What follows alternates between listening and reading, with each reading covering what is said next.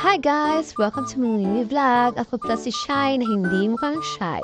At ito na nga, inaaya nga ako ng pinsan ko na pumunta ng UP at naisipan ko na what if sumama pa at mag-jogging. In fairness, naisip ko pa yun na. Pero ba yan? Pasensya na sa pimples ko dyan. Maganda pa rin ako dyan. At nakita nyo na nga, nag-aasikaso na ako. Actually, nakaligo na rin ako dyan. Mukhang hindi lang halata. Anyway, outfit check! At ayun na nga, nakita niya naman na dari-dari na pumunta sa bahay ng pinsan ko. Kasi ang call time namin, 6 a.m. do. Pero bakla no oras na, sobrang tirik na ng araw. Hindi na alas 6.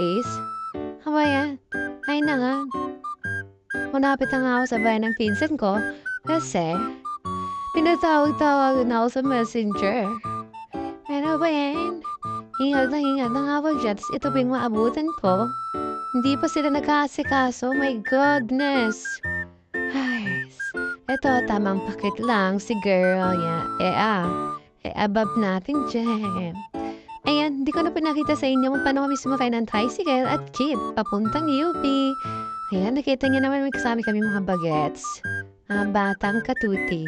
Ayan, nakita niyo naman, sobrang init na sa UP. Tapos, ayan, nakita nyo ako, parang tanga lang, nagbibideo. Kaya, in-explore ko rin sarili ko sa UP. At kunwari, vloggerist daw. Ayan, naglalakad na nga ako dyan, parang tanga na nga.